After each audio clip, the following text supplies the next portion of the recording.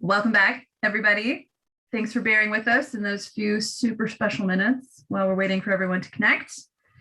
We're really happy to see all your faces again for our third and final day of our stress management seminar.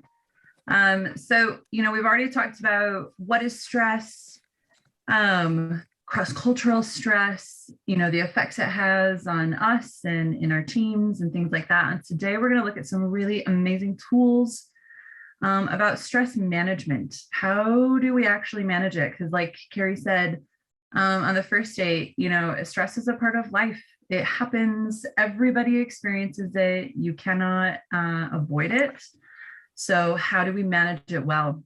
And we are very excited to have the lovely Catherine with us teaching with Carrie. She is finally feeling better, which is fantastic. So we're very happy to have her. Aside from having amazing hair, Catherine is from New Zealand, and she's been a part of YWAM almost her entire life. So her entire adult life, I should say. So attending a DTS in the School of Evangelism in Texas in 1998. Were there some people here who were not born yet in 1998? That's a little crazy. Sorry, Catherine, your hair's still amazing. She joined the staff at the Tyler, Texas base in 1999, and she worked mostly with training schools for about 15 years until one day she was in Greece and God said, "This is where I want you to be." So since that time, she has been working to see YWAM become a healthy, established, fruit-bearing expression of the kingdom of God in Greece. So she has been in Europe about the last 6.5 years. We're very, very happy to have both of them together to teach us today. So I am just going to pray for them and then we'll get going. So Father, I thank you so much for Carrie and for Catherine. I thank you for healing and health and just want to bless them as they teach today. We ask for good Wi-Fi. We ask for good energy. And continued health for both of them as they pour out today. So we bless them in your name. Amen. Wow. Thanks, Shelby, for that introduction. Well, Shelby already recapped for us a little bit about what we've covered the last couple of days. So we're going to launch right into stress management. So to manage stress, we break it down into the three components of stress. That is what you see right now. Stressors, which are our sources of stress. Distress, which is our emotional response to the stressors. And then resources, that's the tools we have to cope with our stress. So looking a little closer, stressors are the source of the stress. They're common to us all. We have stress that's common to mankind. We have stress that's unique to Christians, especially if you're living in a place that means violating your conscience or laws require you to violate your conscience, or if you're living in a place where there's persecution. So there is a stress that comes along with being a Christian. There can be. Unique to cross-cultural workers, that's what we went over yesterday with Ryan, and there's a lot there that's unique to that. And then unique to ourselves, we have different circumstances in life, we have personalities, strengths, weaknesses, our personal histories, our cultures of origin, our families of origin. These are the things that are unique to me that can cause stress, be a source of stress. We have external stressors and we have internal stressors. These external stresses that we've listed here, coupled with certain things that, for example, habitual behavior patterns can be a source of stress. If you're someone who overschedules, if you're someone who isn't able to be assertive, if you're someone who tends to procrastinate or fails to plan, these are patterns of behavior that unfortunately can add stress to our lives.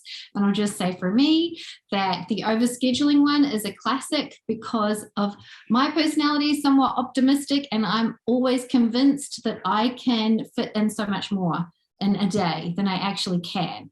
So that is a thing that I've identified adds to my stress, and I have to continue to work on. Internal sources of stress, like we've got listed here, as well as things like perspectives, thought patterns that can add to our stress. If we're a perfectionist, that's going to really add to our stress because we're going to maybe carry a greater expectation on ourselves or on others or on the world in general than is realistic. Another internal source of stress is very much what is your self-talk? Is your self-talk harmful? Is it negative? These are things that would take a regular amount of stress and exacerbate it. So distressors, sorry, excuse my accent. Very international. Distress is the negative emotional responses that we have to the source of the stress. Dr. Hans Selye, who is commonly referred to as the father of stress research, says it is not stress that kills us, it's our reaction to it. These emotions that are listed here, let's say, sorry, Let me help you. Thank you. I would say that if we look at some of these emotions, anxiety, frustration, overwhelmed, those I think we are commonly feel that are associated with the feelings of distress related to stress. But some of these, maybe you haven't thought of them before as being related to stress. Sadness, weariness, or exhaustion, a sense of being ashamed. Like some of these emotional responses we might not have necessarily associated with our stress levels before. So it is worth taking some time to really think about those emotional responses that we have to our sources of stress. And I also want to mention at this point that people who are less in tune with their emotions or are just less emotional people in general, they might need to take some time to become aware of the physical, mental, and behavioral responses or signals to stress. Because they're less emotional, they might not have as immediate access to that. And so if you look over the personal indicators of stress checklist that we've gotten for you, if you yourself are less emotional or you're working with someone who is less in tune with their emotions, helping them to identify some of the behavioral, physical, and mental responses to stress, to show them, to help to indicate them when they're in distress. So our resources, that's the tools that we have to cope with our stress. We have natural resources that are available to everyone mostly knows about. And then we have spiritual resources. And as Christians, actually it is a great advantage to us because the peace of the Lord and the presence of the Holy Spirit is probably the greatest resource that we do have for coping with our stress. So if we look at Jesus' life like we did on the first day, we can really see how he employs each one of these resources to help him cope with and manage his stress. And that's our model. That's our example of how we want to employ these things too. So those are the three different components that we address when we're talking about stress management. And we really want to approach each of these components. We don't want to just focus on one or two of them. We really want to have what we call a three-pronged approach to managing our stress. And one of the things that you received with the resources that we sent you is a document called the Stress Assessment Form. And the stress assessment form, it should go hand in hand with the personal indicators of stress checklist. And so we're going to kind of go through it together today, but I just kind of want to introduce you to the form. So when you're looking at it a month from now, you're not going to be lost trying to figure out what is even happening. So we have here in this section is the instructions for how to fill this out. And again, we do want the personal indicators of stress checklist with us, because the first step you want to do is write down your signs of stress that you found are most common for you in each of those categories: physical, behavioral, spiritual, mental, emotional, attitude, and relationship. Once you have this down, you have a kind of a cheat sheet where you don't have to look at the whole checklist. You can just at a glance see what your signs of stress are. And then the way we manage our stress through the 3 components is we look at what our stressors are, what's causing the stress. We look at our reactions to the stress, what our distress looks like, and our coping resources that we're using currently to manage our stress. And so as we go through these next few slides, we're going to focus on this column, just this. This is a handy tool I have. This column. And we're going to first look at the stressors that are external and internal that you actually have currently. Once we go through all 3 of these, the stressors, distress, and coping resources, then we want to look at what are the ways that we can actually reduce our stressors. What are the ways that we can manage our distress? And what are the ways that some healthy resources we want to try to cope with our stress? So you see the form works well to know what your present is and how you want to move forward. Is that clear? Any questions? If you have a question, just unmute yourself and declare it to the world, because it's just going to be easier for us. Okay?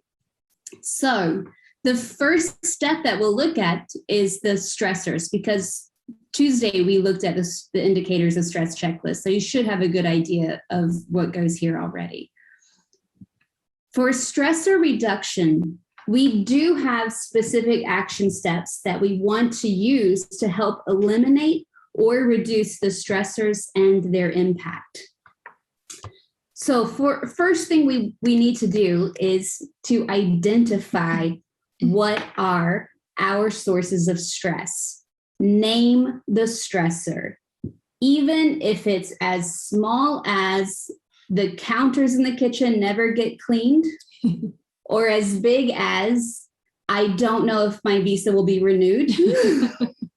Name the stressors, because they pile up on each other and they all have an effect on us. So we want to see what actually is stressing me in this season I'm in. So we name the stressor, and then we want to go through and actually assess each stressor one at a time. We want to analyze it. We want to see the frequency that this stressor occurs. We want to know the severity of this stressor. Is it a big stress, or is it a small stress that's just constant? Like Pac-Man, just distracted myself.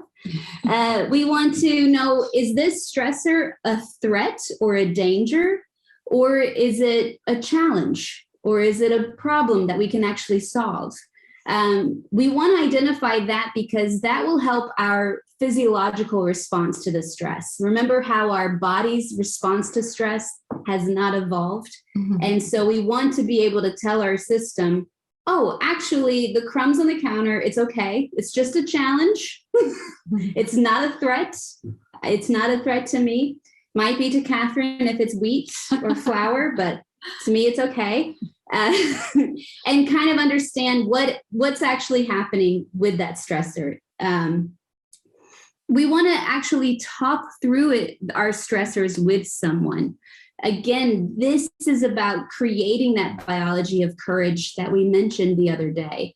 And even yesterday when Ryan showed his demo video of how helpful it is to just share with someone what you're actually dealing with. That connection, that human connection, it cultivates resilience for our stress response and recovery. So it's a very important step.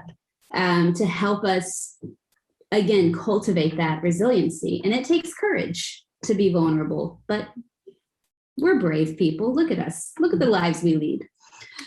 Then the next, we want to talk to those involved. If it's the counters in the kitchen, I don't know why that's just, our counters are fine. We have been counters. But if it's the counters in the kitchen, talk to your housemates. Discuss how can we keep our house at a standard that's not stressful for everyone. If it's something with ministry, talk to the team involved in that ministry. If it's something with your workload, talk to your leaders. You want to talk to the people who are actually involved and will be impacted by if you just give up and walk away. So we want to talk to those involved in the stressor.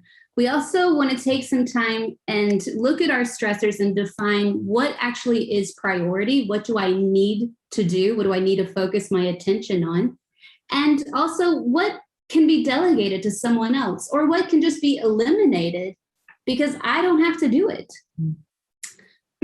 For example, I'm going to use your example. She doesn't know what I'm going to say, but I'm going to use it.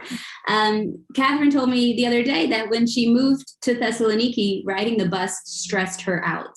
And she just kept doing it because that's how you went from one place to another.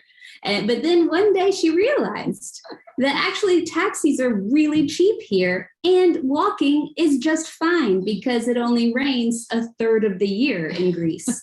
So she cut out that stressor in her life because it was not necessary. We can actually eliminate stressors. The problem is it's familiar and normal to us. And that's why we have to stop and really examine what is stressing us out and what we don't even need to be worried about, what we can actually just cross off our list. Yeah.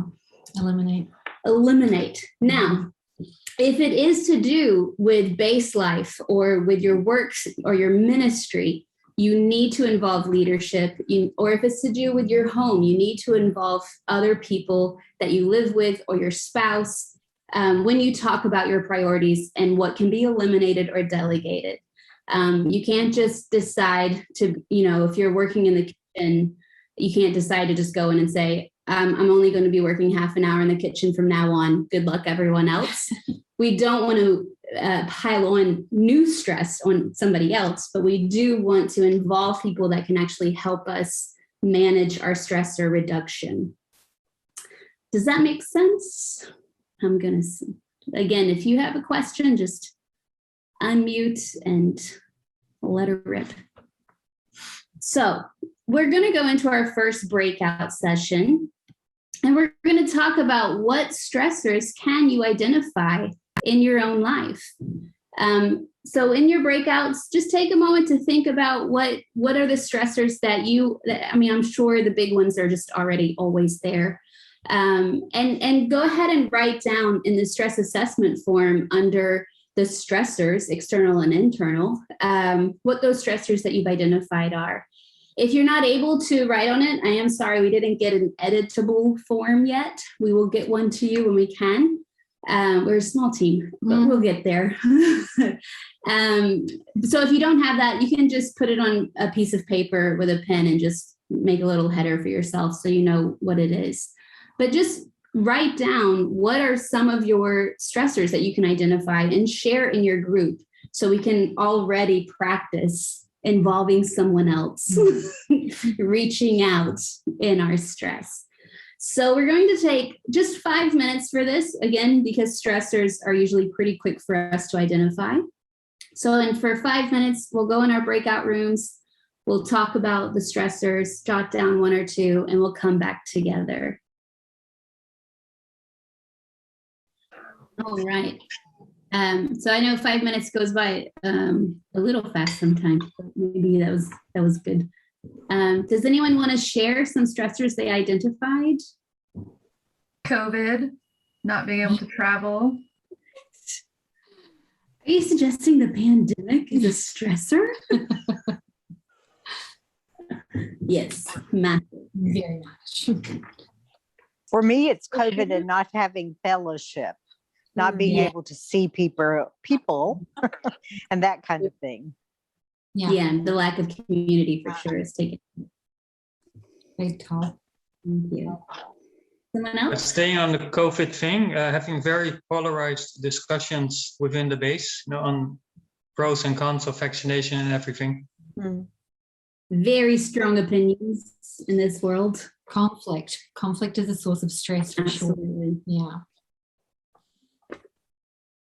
General health issues, Mm-hmm. not just COVID.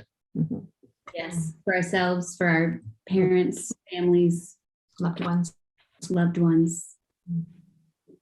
For me, it's last minute changes. That's a really big stressor for me. Yeah, that's a good one. Thanks.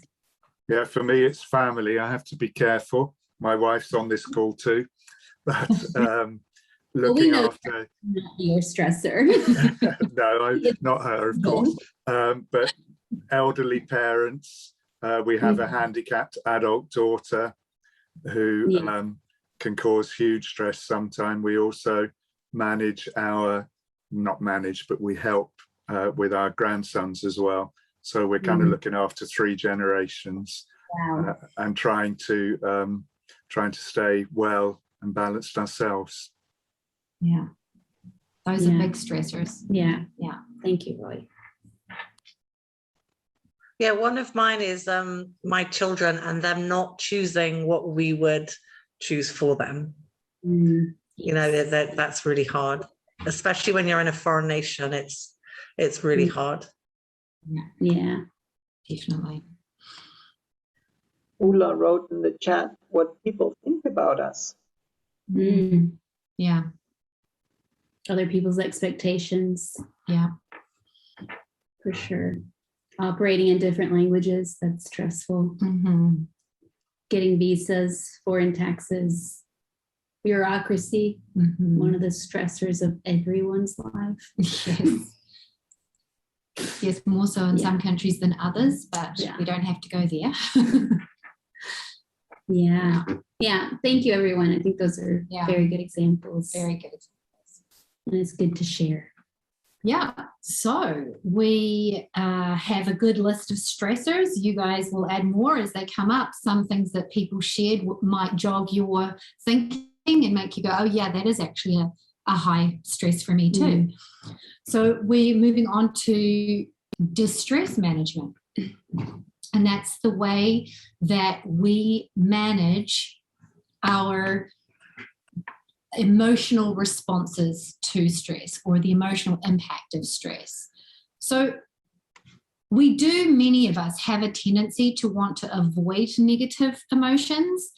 Maybe it's cultural, maybe it's personality, all those things, but we might want to stuff them down, we might want to deny them. But the truth is, and maybe we even have that sense that we appear weak if we show emotions. But that's actually not the truth. That's a misbelief, because emotions are not bad or good. They are amoral, and they are simply actually a wonderful tool for identifying areas that might need to be addressed, identifying things that need to be looked at. And we will not be able to release those emotions until we actually process them and name them for what they are. So here's a quote that I really love from a training I did earlier this year in France.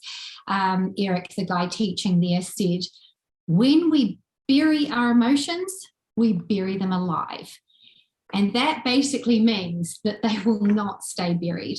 And they will ultimately emerge in another way or in another time that is actually going to be more destructive than what we initially had the idea that they would be if we just express them in the moment that they come up. So taking the time to identify the feeling that you're feeling, whether it's the common ones that we talked of before, anxiety or confusion or frustration, or whether it's like anger, for sure. One of my responses to cross-cultural stress and I didn't know that that was what it was at the time, was I found myself so much more angry than I'd ever experienced in my life. I actually was worried and thought maybe something was wrong with me, or I'd lost my salvation, because I never recalled feeling so angry. And it turns out that that was just a distress. It was an emotional response to that stress that I was facing. So actually taking the time to identify it and name it. And then we want to go to God with our distresses. We want to seek him out, because he has promised us that he will never leave us or forsake us. He's promised that he's near to us in our distress, and that he wants to meet us. He wants to comfort us. He wants to hold us. He wants to carry us. If we're not good at verbalizing our stuff, we can journal out our feelings and frustrations. There are people that, for it all to come out of their mouth, is going to immediately help alleviate their distress. And there are others that would become more stressed because they're trying to think of the right words. So if you just take the time to journal out your feelings and frustrations, then that's going to be equally as helpful as verbalizing it. So then we can focus on the positive. We can start to look at where God has met us, how he has provided for us. We can recognize that this season, this circumstance, those things will pass, and we can put our focus on the bigger picture. We can remind ourselves the race that we're running, the goal that we're reaching for, all of those things actually help lift our spirit. But we do just want to remind you that this comes after identifying the distress and naming it. If you try to skip over that step, that's just another method of pushing it all down and pretending like everything's fine. A thankful heart is a happy heart. I'm a very good Christian. And, that's not actually helpful for you in the long run, to skip the step of identifying what you're feeling, naming it, and asking God to meet you in it. After that comes focusing on the positive. That then comes recognizing that this is going to pass. There will be an end. It's not infinite. Could I just add one thing there? Sure. I would also say, if you are someone who has a harder time connecting with your emotions, understanding how your heart is actually feeling, the Holy Spirit is a great counselor and guide. And so you could even just sit down and say, I know something's not right, Lord, and I need your help and understanding. So just throwing that out there as well. Yeah. And also with that requires you giving it time and space. So that requires allowing yourself to sit with and process those feelings. Yes. So we're going to go into another breakout group, and we're going to answer these questions. How does distress manifest in you?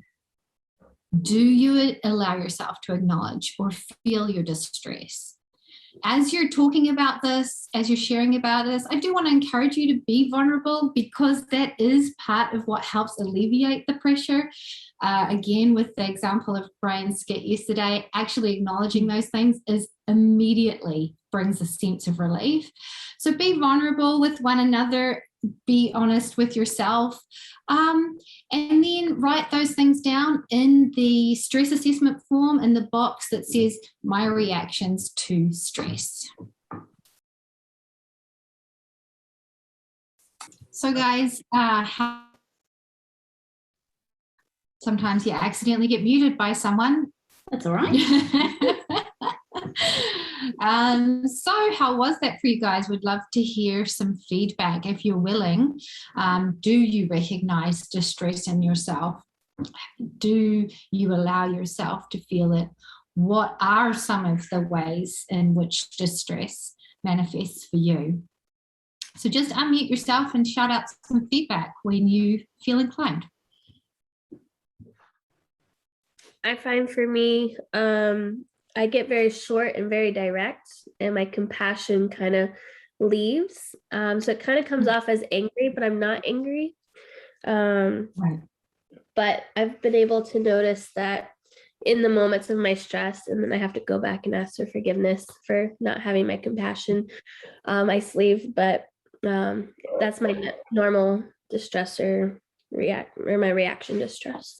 That's a good one to know about yourself. Then in that moment, you can say to yourself, some stuff's coming up, some stuff's bothering me. I better take some time and take a look at that. Yeah. For me, I'm not so great at acknowledging my distress. I try to keep pushing on, but that has proven to be very unhelpful in the past. And when distress manifests in me, something that other people can notice is that I'll often develop a stutter. So that kind of forces some people to check in with me when they know that that's a sign that I might not be doing well. And otherwise, I might be more isolated, more snappy, harder to make decisions. But growing in awareness now, thankfully. Yeah, good. That's good. That's really Thank good. you for sharing. Yeah. For me, some of the emotional things that I notice is definitely an anxiety that I wonder if it even becomes something physical, because it becomes like this pressure that I actually feel in my body as well as what I sense in my emotions. And I think that's probably the most overwhelming thing for me to manage in the midst of. Yeah, it's good. As you become more aware of the way that you respond to stress, as the way that your body responds to stress and things that you'll begin to realize when you're stressed before it gets to the emotional distress stage, and you'll get better at managing it from that point. I have this weird physical quirk when I'm stressed, when the stress, because let's face it, we're all carrying stress all the time. But when my cup is getting overly filled and I'm starting to become overwhelmed, before I realize it in my emotions, I do these weird hiccup things. They sound so bizarre and it's so embarrassing. It's like a cartoon. Sounds like a cartoon character hiccuping. And that is a clear signal to me before I ever feel it in my emotions that I'm starting to get overwhelmed. I'm starting to become overstressed. So and that's helped me to manage it before it gets to the emotional distress stage. And that's part of what we're doing here, is like we're learning ourselves so that we can manage these distresses easier. Of course, distress and emotional responses definitely still happen, but that's often an indicator for me. Does anybody else have anything else, any other emotional distress signals for them that they want to share? I realize that I become very task oriented when I'm distressed, because I just want to get this out of the way, whatever it is that's causing my stress. So I immediately go into strategy and solutions to get it out of the way. And with that, I also tend to 100% break eye contact with those around me. I just don't have the capacity to interact on an emotional level until whatever is bothering me gets solved. Amongst other things. Yeah. Thank you. So another question that I'll just pose to you guys to think about, this isn't something that you have to respond to immediately, but just ask yourself if you are able to recognize the emotional distress of your colleagues, your family members, your teammates. Are you able to recognize it in them easily? Are you really good at seeing it in others and not good at seeing it in yourself? Because if you're very good at seeing it in others, a lot of times what can happen with us psychologically is that we are good at seeing it in someone else. And in fact, that's the very same way in which we manifest distress, because we have this ability to see it in others and not in ourselves. It's good to be able to observe it in others. But if you also are not able to observe it in yourself, take some time with the Lord and give him a chance to just highlight or bring things up in your heart that that you maybe want to see. Take note of the things that you always notice in others, and just ask him if perhaps that's also how you yourself manifest distress.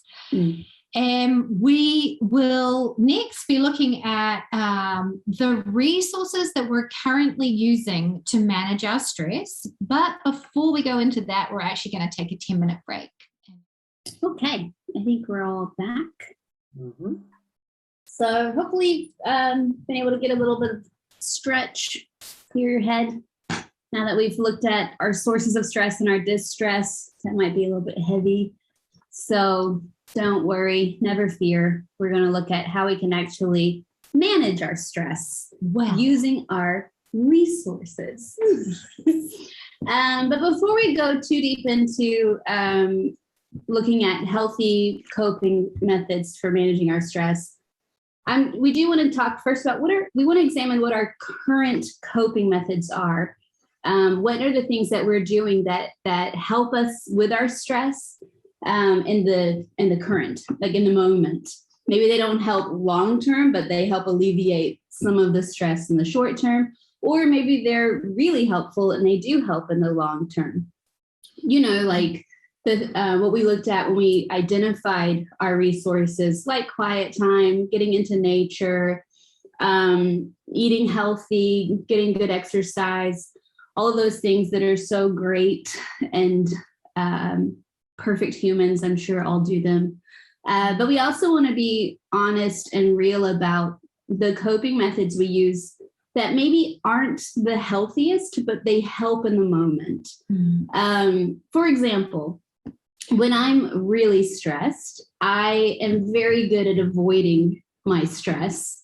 And I tend to really binge murder podcasts, true crime podcasts, serial killers, fascinating stuff. It has nothing to do with my current situation.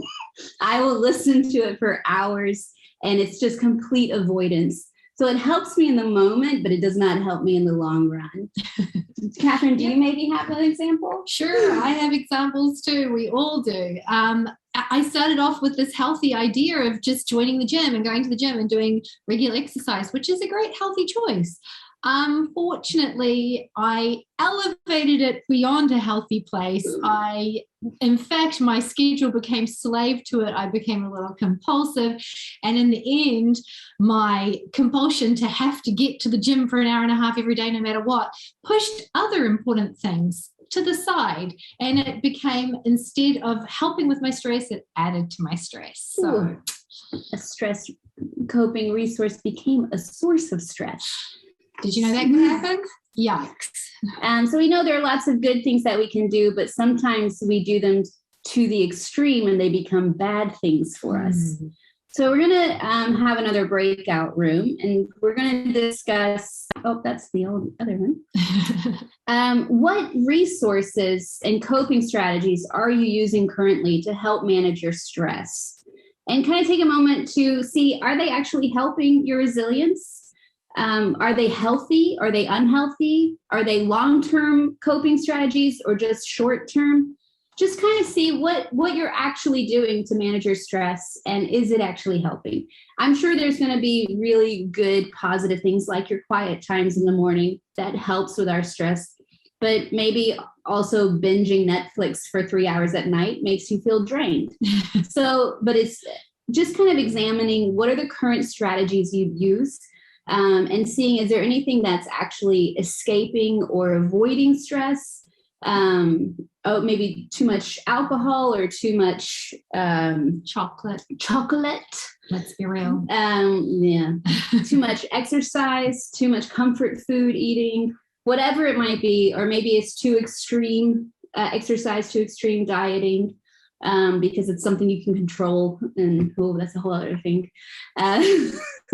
So we're going to go into our breakout groups, and we're going to take 15 minutes for this because we want to give you time to really think about what you're actually currently doing and what are the things that are healthy and helping and are actually working in cultivating your resilience, and what are the things that actually are just kind of quick fixes or avoidances that don't really help. Just another quick example for me, watching a short TV show that's very funny is very stress relieving. But if laughter is good. But then if I watch 5 episodes of that show, that is not stress relieving. So we don't want to say you can't watch anything or do anything that's fun. Yeah, fun's important. Fun is very important. Very important.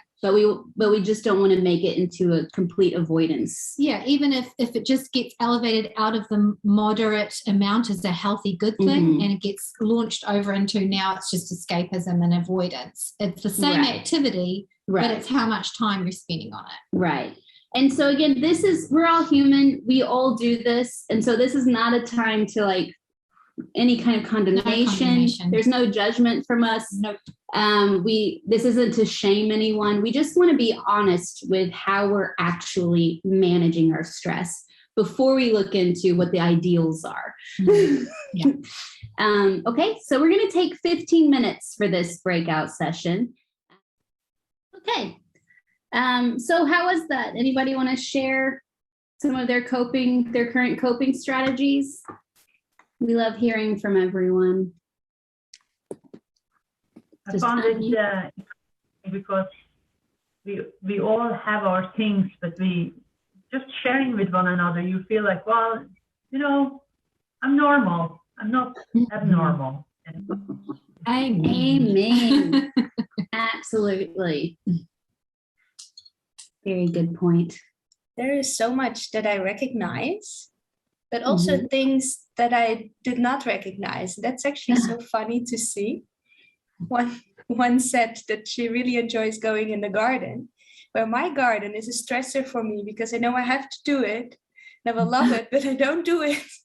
And every time I see all the weeds, I'm stressed out. Yeah, we're so different. We're all so different. Yeah. And what is relaxing for us versus what's stressful for us. It's very subjective. Yeah. Someone wisely said to me that when you feel life is tough or you're struggling or stressed, create something. So you have the satisfaction of knowing that you can. You can make something or do something. So I knit. I knit like crazy. It doesn't matter what it is. I just feel I'm doing something purposeful when I'm too stressed to do what I should be doing. Brilliant. Yeah, that's good. And you get the added bonus of having winter woolies on hand with all the stress reduction that you're doing. That's right. The family all have their personal blankets and all that, stuff that doesn't involve a lot of detail or counting stitches. Because we don't need it to be stressful. Yes. Brilliant. My wife, she starts cleaning the house, which totally does not work for me. That's fair. Yeah. I feel less stressed in a clean house. So often I will do that because I know that I can cope with other things better when my house is clean. Yeah, I think this is also for me too. When I'm cleaning, it's like very relaxing for me. And it really helped me actually. Really, really helped me. And to have the satisfaction when the house is cozy and nice. And just to have my house clean and a candle and the blanket, I think is nice for me. Yes. Atmosphere. You need the right atmosphere. That's perfect. Yeah. I love it. Yeah, exactly. Yeah. Anyone else? For me, before Corona, I like travel. Sometimes I just train ticket, I just step in the train and I just enjoy my travel. And then just went to some city and then look at the people and then learn what they struggle. And I really like sitting in the train station because I see how people running for the train. And then how people saying goodbye and cry. So people watching. Sometimes I just stop in Schiphol airport just to sit for coffee and then look at the people. It's really, and then I'm home and like, okay, it's done. So everything's just like I have like, okay, I left all the stress on the road, then I bake and it's okay again. But during COVID, then I start thinking, okay, let's painting, make a house is nice, and then start. And the things what I really like ironing. I can stand for hours for ironing. So I ironing everything. So that's for me. Person. Better you than me. That's to help me. So and cleaning, of course, cleaning the house and reorganize room. So there's if I did like that, that's mean I'm more distressed. Awesome. Thanks, Ida. Yeah. That's really true. The lockdowns and the pandemic, it really took away a lot of our coping strategies. Yeah. Just like when we first moved to a cross-cultural place. Yeah. We lost a lot of our familiar, healthy coping strategies. Resources. Yeah. And so we may have found that in the past couple of years, we've been doing things that are a bit more out of character.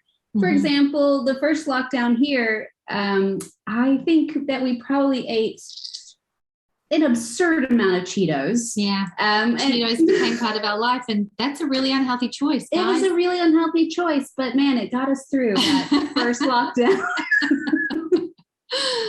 Yeah, we didn't allow ourselves to go there for the second one. No, we put down some boundaries, but whew. So thank you guys. Thank you for sharing some of your coping strategies. We're going to look now at some healthy ones. And the goal here, what I want you to take away is it's important that you don't just identify the unhealthy things you do and just stop them all at once, because that actually will create more stress for you. You may be able to keep that going for maybe a week or two. And then it's just, you're going to feel like you're failing, you're sliding back, you're going back into old habits. It's going to be overwhelming. It's overwhelming. So our goal isn't to focus on stopping the unhealthy things you've been doing to cope with your stress, but to start adding into your life healthy coping strategies. Start adding things in and see what works and what helps. And over time, you start to lean more and more on the healthy strategies and less on the unhealthy ones. So just keep that in mind as we're going through some very healthy things, ways of coping with our stress, that your goal is not to just full stop everything that has been unhealthy, unless, of course, it's illegal or sinful. Yeah, or you might die from it. Or you might die. Let's stop those things. Otherwise, let's just take a breath. We're okay. So let's see what some coping strategies for us are. So there are some just general ways of increasing our ability to cope with and handle our stress. So here's very general, probably some obvious things that you can do. But we've been doing a lot of research the last few years about stress, Catherine and I, because we happen to move to the most stressful nation in the world. And so we had to learn pretty quickly, not only for ourselves how to manage it, but how to help others become aware and manage their stress. And what we've found in the resources side of stress management is that while our stress response is quite normal, like we talked about the first day, because there are so many constant new stressors coming into our lives, we often need to help our body's stress recovery. And so we want to look at the activities that we do that actually decrease our baseline stress. That's our normal level of stress, the things that help us come down from the stress response. So any activity that decreases your baseline stress will increase your adaptability and your resilience, your biological adaptability, the hormone recovery, the oxytocin release, all of those things that we need to keep our system healthy and our hormone levels at a healthy level. So that's subjective. Maybe, I'm sorry, I forgot your name, who mentioned it, but the garden is stressful for you, but it's very stress relieving for someone else. So it's a very subjective thing. And it's again, taking time to realize how your activities are actually impacting you. Are they helping you? Are they giving you life? Or are they actually making it avoiding what you need to do? Or is it draining you? So we're going to look at the most effective strategies for decreasing our baseline stress. And this comes from a lot of different research and a lot of different books and articles and studies that we've looked through, and we just kind of compiled this list for you. And just so you know, once we send out the recordings, we'll also send you our sources. So if you want to go deeper in this topic, there's a plethora of things to discover. Or if you just want to make sure we're not making stuff up, you can read all the sources. I mean, if you don't trust us, who can you trust? But I digress. So maybe, Catherine, do you have the first strategy that is the most effective? Most effective. Nobody is probably going to die of shock from this, but regular aerobic exercise, about 30 minutes a day, 20 to 30 minutes a day of regular exercise is a major baseline stress reducer. So 30 minutes a day is sufficient for the mental health benefits that come from regular exercise.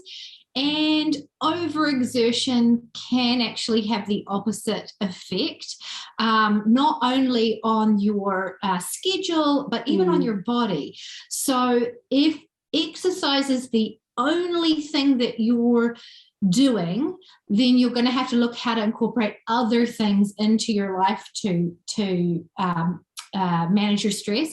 But 20 to 30 minutes, ideally 30 minutes a day of light aerobic exercise will bring that baseline stress level down. And if you don't feel that you have the ability or the time to immediately incorporate 30 minutes a day, start small.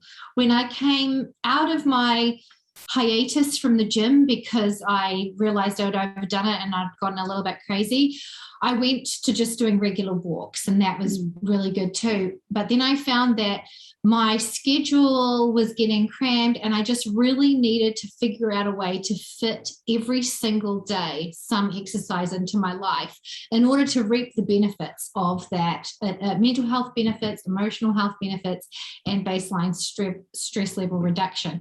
And I just started small. I started just doing like 12 to 15 minutes every day before I left the house.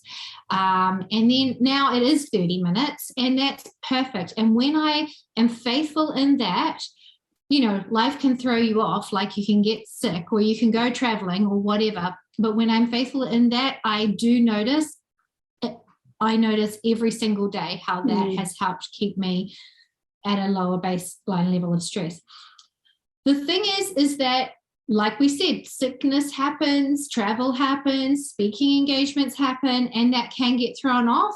But the good news is that it takes about 2 weeks before you start to lose the benefits of that. So don't panic if you do get sick. Don't panic if you are traveling and can't do those things.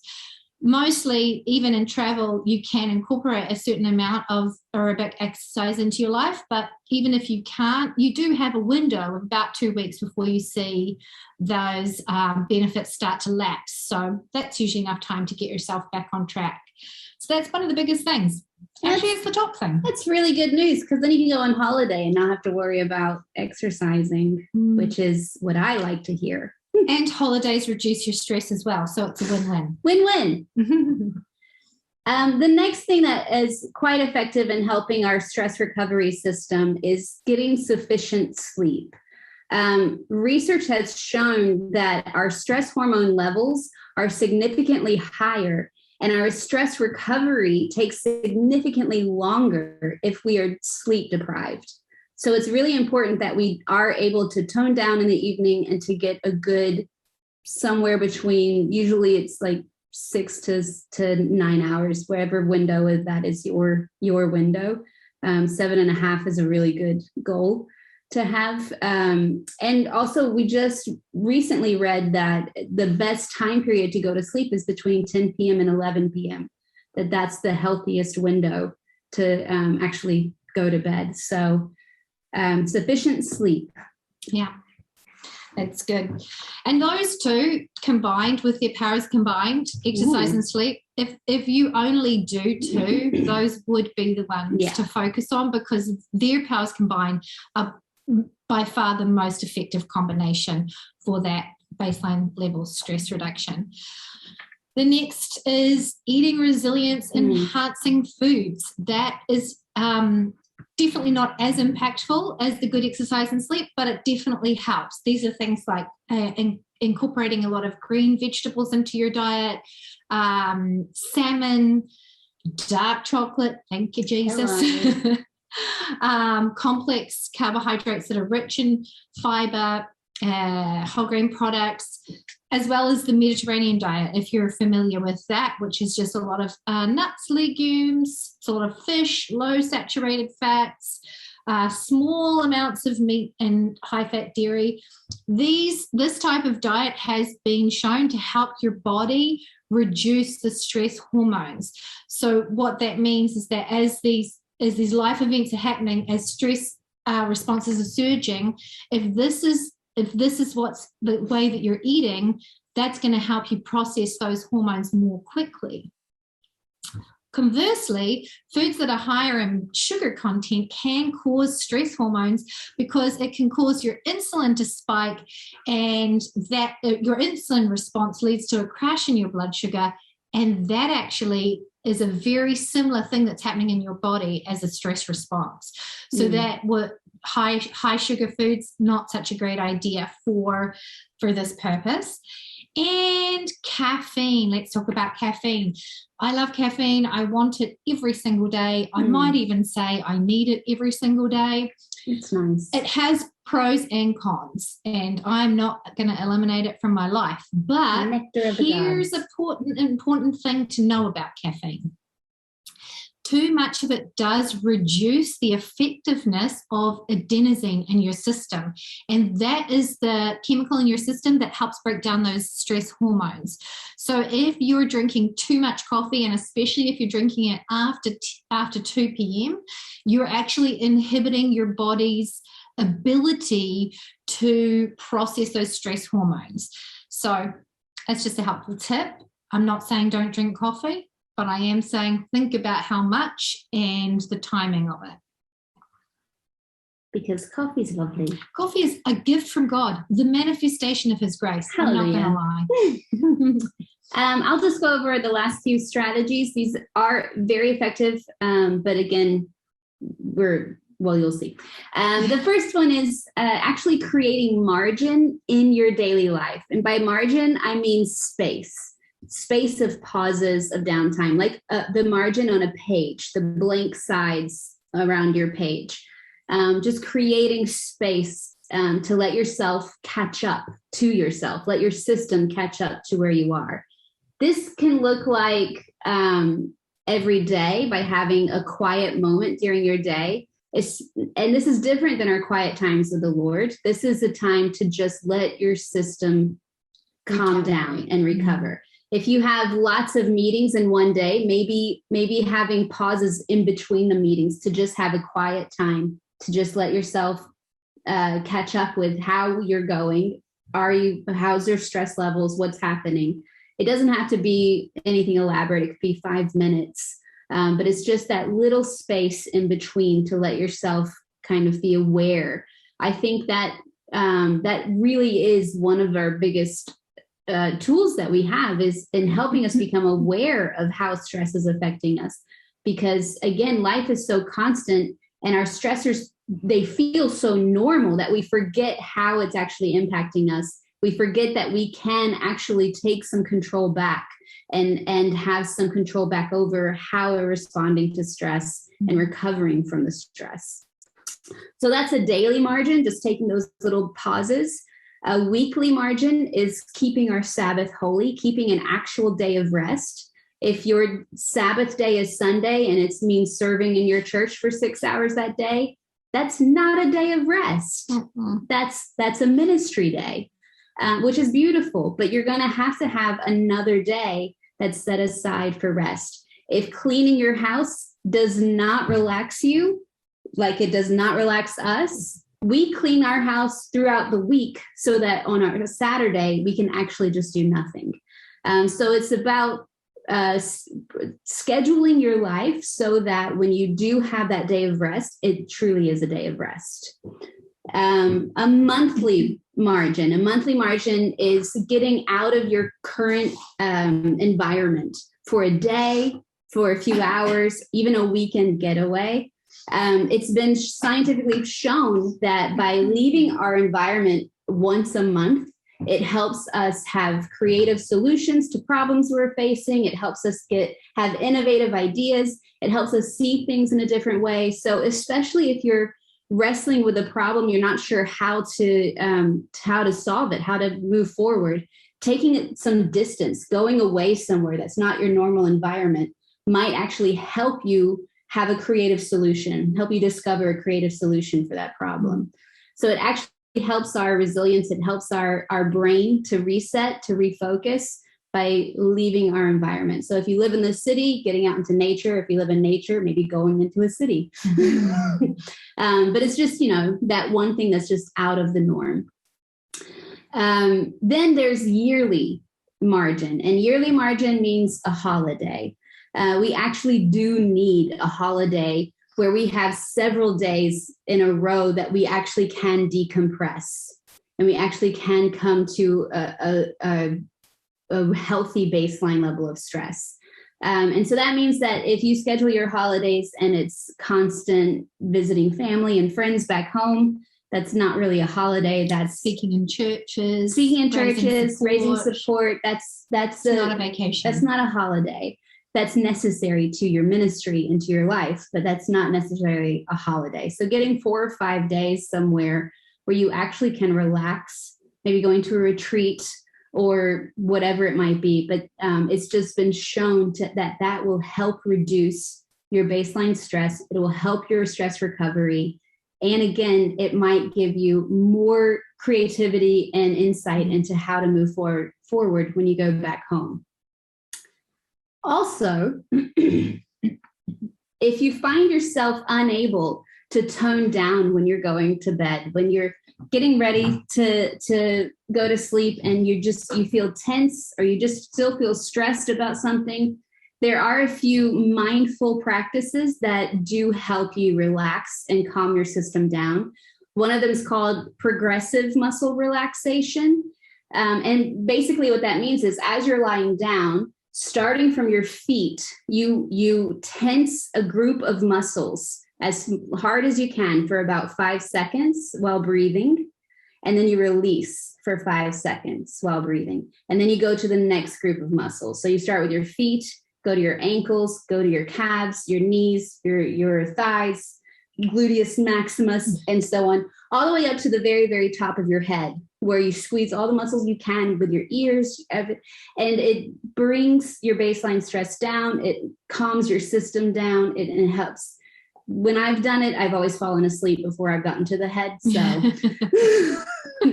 but I'm pretty good at sleep. So because that accumulated stress, we often will carry it in our body, in our muscles. And so that kind of just helps the tension get loose. I usually carry it in my shoulder right here, and that just helps my shoulder be able to calm down.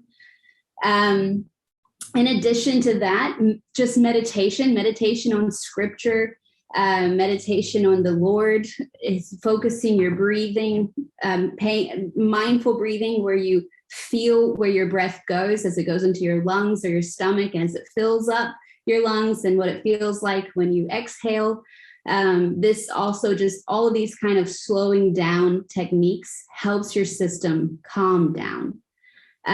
Slow beat music. If you put in headphones and you just listen to, it doesn't matter what genre of music it is, as long as it's got a slow beat music, it can help your system calm down. They actually did this really interesting study of 2 groups of patients receiving open heart surgery. And one group had slow beat music, slow tempo music in the operating room, and one group had no music.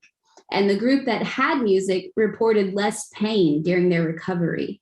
So there is something about that slow tempo music that helps our system stay calm. It brings it down. Singing is really stress relieving. Catherine and I once were feeling in a very stressful season, and we were driving down the beautiful roads of Ireland, and we couldn't enjoy the scenery because we just had too much stress. It was too much tension in our bodies. It was too much stress. And then good old Janis Joplin came on the radio, and we sang, Take Another Little Piece of My Heart. And it just, everything. With the windows down. Windows down, wind in our hair. And it broke the stress, and it helped our bodies calm down. It helped our systems recover. And we laughed a lot. We laughed a lot. Helped. It was a great stress relief. Mm-hmm.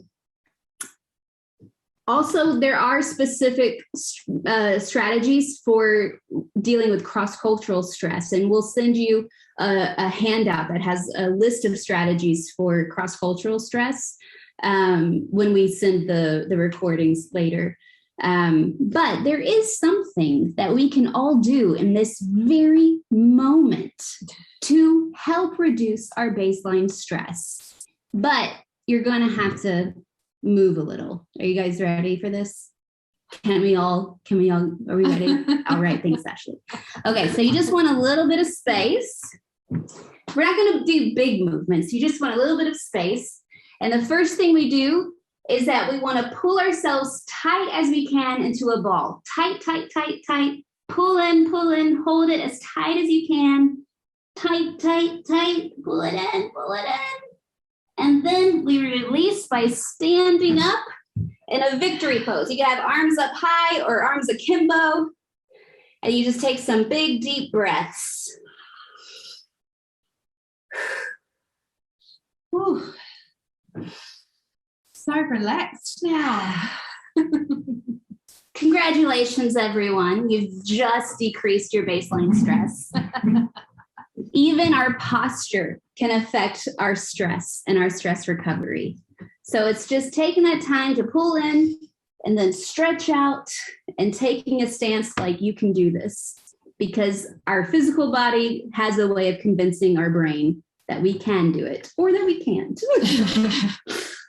But we can. But we can. So that's a lot of information. Yes. We do have, we will send you the recordings and stuff in case you weren't taking notes of these things. But I do want to just mention as well that if you are already chronically overstressed, meaning that you've already come to a stage where you are massively overwhelmed with the stressors in your life, or if you are in burnout or on the edge of burnout, these practices will help decrease the severity of that, assuming that you even have enough energy and motivation to put them into practice. If you do put them into practice, again, simply adding something, add one thing, add the next thing. If you put these things into practice, they will help reduce the severity, but they might not be enough for a full recovery, especially if burnout's involved. It won't be enough for a full recovery. And there is a point where professional intervention, even perhaps medication, might become necessary. Stress, remembering, unchecked and unmanaged will have an impact and effect on your physical body. And actually, I had a colleague that ended up in hospital several times within a short period. His blood pressure was so high, he was having such severe heart palpitations, he actually thought that he was going to die. And the truth is that if left unchecked, that could have led to a very severe impact for him. But he was unable to comprehend that the problem was stress, because he so associated stress with the emotional response that he was unable to comprehend that it has a very real physical impact. And so basically, if you have put these things into practice in your life and there isn't enough of a change, isn't a noticeable change in your ability to cope within several weeks of employing these things, applying these stress management techniques, then it could be time to just go to see a doctor.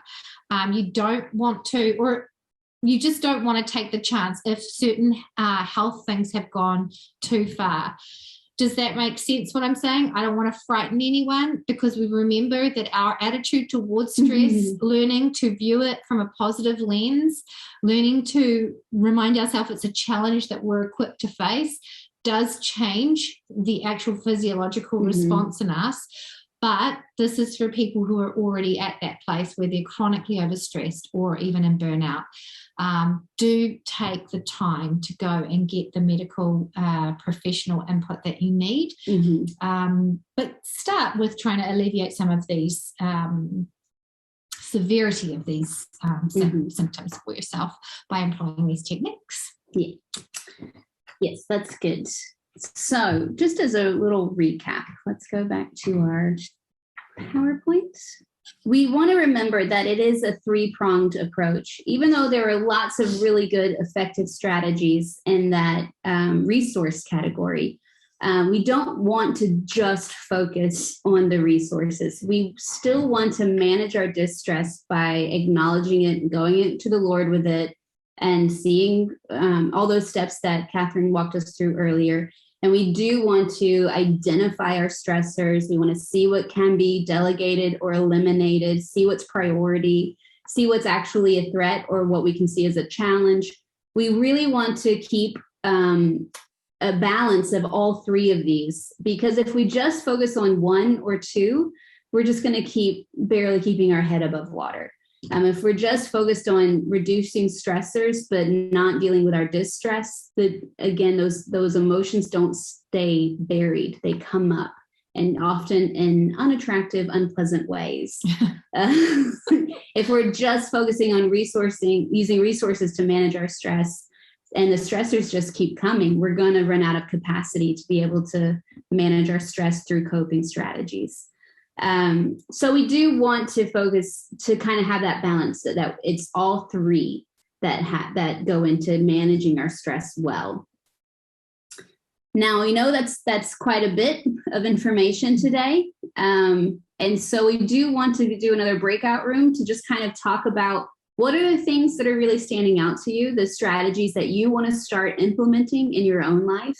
What are the things that you want to start doing under stressor reduction, distress management, or the stress management using our resources and coping strategies?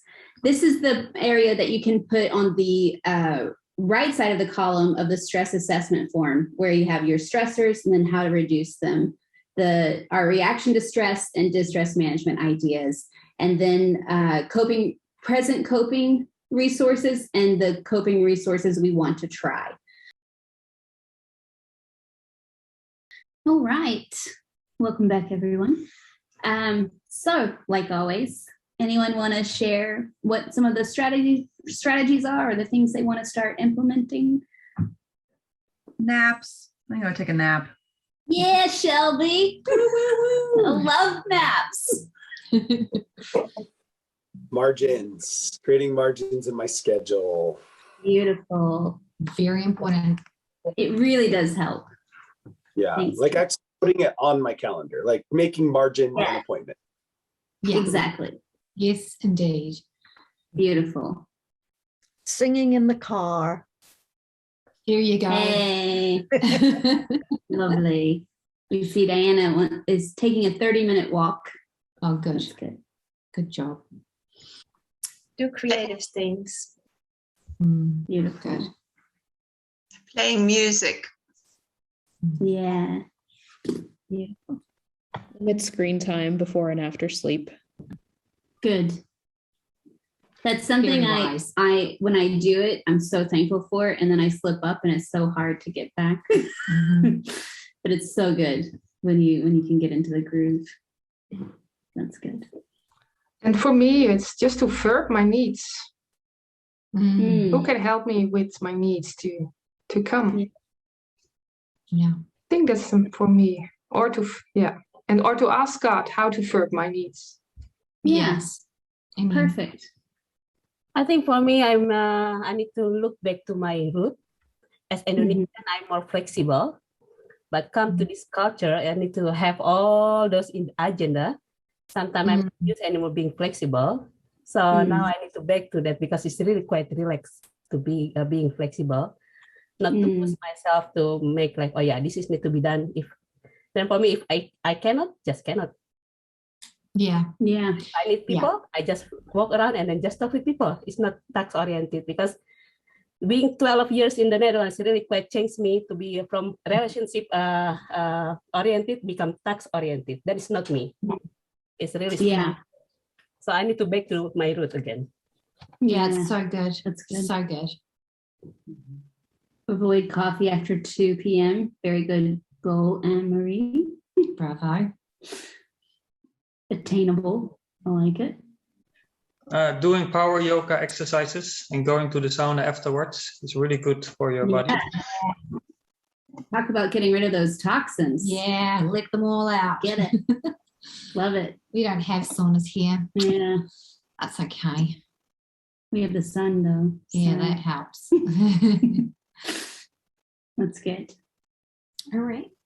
Well, I do just want to encourage you all as you're identifying those things that you want to start implementing to, rather than beating yourself up if you might forget or fail to do it, to celebrate that you do remember when you do remember, and that it's okay. We all fail when we're trying to create healthy habits. But putting some reminders up where you can see it every day might help you incorporate them into your life, and just being very kind to yourself as you do it. Because again, these are strategies to decrease our baseline stress, not to increase the sources of stress on us. Yeah. So let's take, but we just do what we can and celebrate what we do that we're wanting to do, right? Yeah. And keep aware of that self-talk, use truth coaches. Actually, thanks God for this amazing stress response that you gave me. Yeah. Like just speaking out the truth over yourself. I do have the resources to cope with this and I am going to be okay. Man, I say that to myself all the time. Yes, I remind me of that truth all the time. And that everything is going to be all right in Christ. Exactly. Yeah. So we did want to come around again to the question that we had from the beginning, which is how do we help others with stress? And especially those ones that don't actually know that they are stressed. So I think for me, I will respond to this because I was 20 years living and working cross-culturally in YWAM. I was already living in my 4th country before I knew any of this. And by that time, I was quite close to burnout and a bit of a disaster. Carrie referred to it before, but statistically, Greece is the most stressed out country in the world. They do have these ways and methods of gauging things, and basically 59% of Greeks say that they are overly stressed. So we know that stress is contagious. We know that, so if we're living in this country and all these things, my stress level was much too high. So I'm going to say probably the biggest thing that helped me right off the bat was becoming aware. So bringing awareness to people who do not know that they're stressed. I mean, I suppose I knew that I was stressed, but I really didn't have any idea the extent of how stressed I was. And until I was ready to run away, until I was like, okay, I'm just going to move to a tropical island and only be around people that I want to be around. And, I was really exhibiting some signs of burnout, really. So bringing awareness to people of what stress is, what it looks like, the signs of it, having that stress assessment form and that personal indicators of stress checklist, you can come alongside someone and you can introduce them to this. Maybe you even want to use the recording of this as a resource at your base or in your small group or at your church or whoever you are coming alongside, just to help bring some awareness, because that is the first and biggest step. Then you want to help guide the person going through this process, taking those 2 forms that we went through at the beginning of this session, and there's the instruction page there. It's very simple, and you can explain to them how it goes. However, you want to guide them through this process. You don't want to give them the answers or come up with the solutions, because people will implement what they want to implement, and they will probably not respond to other people's great ideas and advice as well as they do to their own realizations. And it might even feel like that in Ryan's demonstration video yesterday, when he explained he was so tired and the friend just kept piling on ideas for how to help him. Yeah. So we don't want that. We don't want to do that. That's not what we want. We don't want to pile extra stress on people. We want to come alongside them.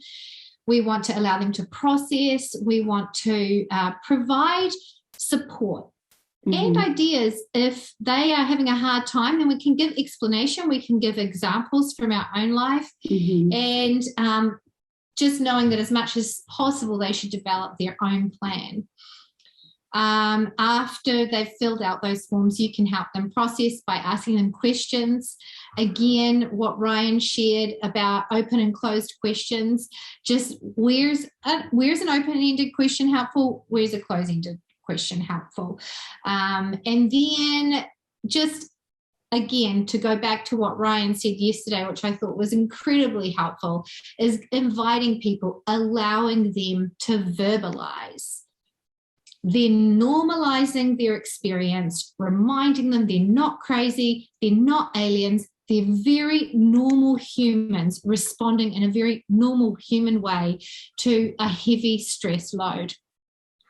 And then giving them the space to realize what action steps might be necessary. So as you employ this in your own life, as you actually do operate this way, it is going to become really obvious to you when your colleagues, your teammates, your roommates, your family, it's going to become obvious to you when they're overburdened and overstressed.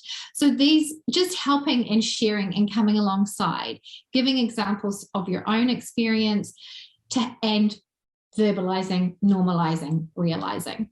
So yeah, that's what I think that's what I think the best way is to help others. Does anybody have any questions about anything to do with that, or really about anything to do with stress? Life. All right. As you're thinking of, if you have any questions, it also would be just good to hear how this seminar might have helped. Has this been a helpful thing? Has it been informative? Or is there anything that really stood out from the past 3 days that you were shocked you never heard that before, or maybe you did, but you completely forgot about it? And of course, that's what's happening. We just like to hear how you've been impacted by this. Or if you haven't, that also is helpful to know. I think it's been really, really helpful. A very good reminder. It's been very enriching. It's been lovely being with people in breakout rooms, and I've really enjoyed all of your input, Ryan's. Yeah, and you two make a great team. Thank you. Thank you. Thank you, Pat. Yeah, I agree. I just think it's been very helpful with the resources and the tools, even like the personal stress assessment, and even the management ideas. Yeah, stress assessment form. I think that's really helpful, and looking forward to even implementing it with some of my ministry teams, just to really help out. This quarter we've been a bit stretched with little staff, and so I've definitely noticed a lot more stress. And going through this process, I'm like, okay, I think we just need to start letting people recognize, to realize, and then to normalize, and then to put into action. I think it's been really helpful for me, and look forward to implementing it here at our base. Oh, that's great. Thanks, Danny. Awesome. I think also it's really important that this should be like a conversation that's constantly on the table. And I'm really thankful that this is more and more now becoming something that's not as foreign anymore, but being more and more recognized that stress is real and that you don't have to you don't have to pray everything away, that this is real and that we as missionaries are not exempt from the realities of our environment and things. So I just really like that this is like a movement starting and a conversation starting, and hopefully you guys started something that will just keep on going. Thanks, Paula. Thanks, Polly. Any other thoughts or questions? Compliments? You are very pretty, guys. All right. Thank you. Thank you. Carrie, incorrigible.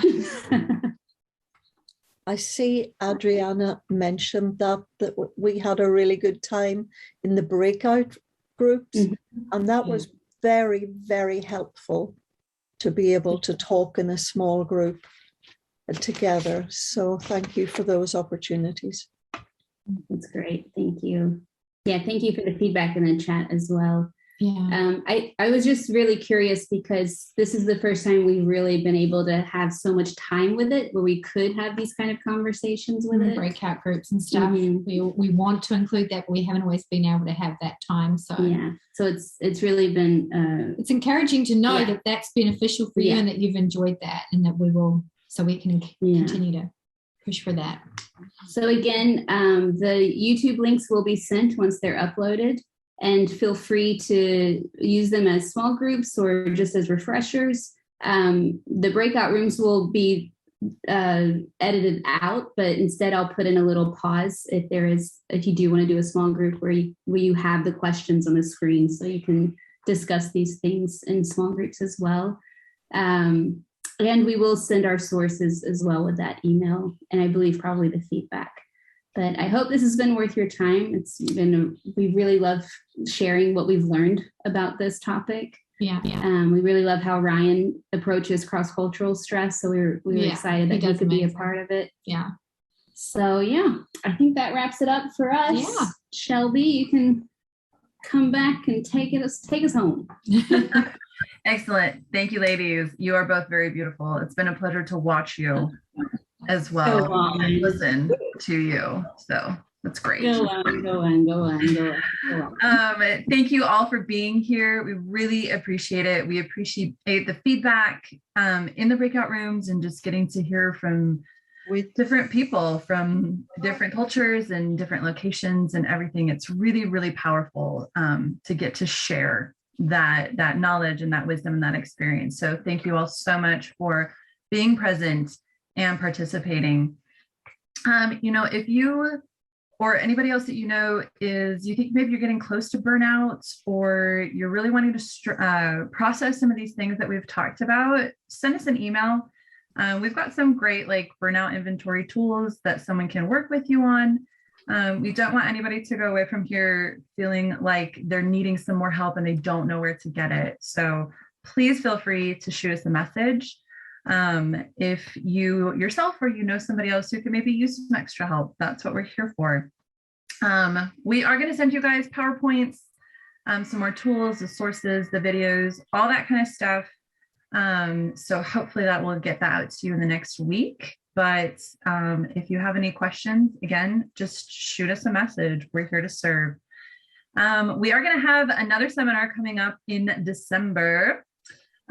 So just in time for the holidays, when you might be seeing your families or kind of dealing with some interesting situations, we're going to have a seminar on peacemaking and conflict resolution.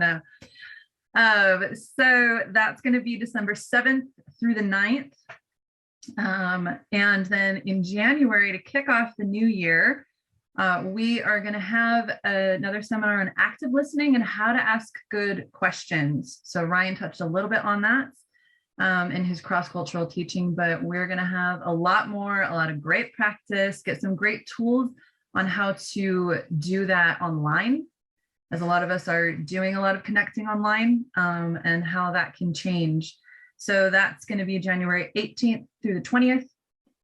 And you guys can connect with us on Facebook, on Instagram, where we are sending out our information. We're advertising the seminars and things like that. If you like these seminars, if you're enjoying them and you're like, gosh, I really want to get some more training, some more tools, and more in-depth look at these things, we're going to be running a practical member care course. It's going to start about mid-March, go to about the end of May. And it's going to be fantastic. It's so practical. It's exactly what it is. It's a practical course that gives you guys just tons of tools and tons of practice to be able to help the people that you are wanting to help. So keep your eyes open for that as well. So thank you guys again for your time, for your attention, for your energy in these last 3 days. Bless you as you go about the rest of your week. And we'll see you guys soon. Thank you so much.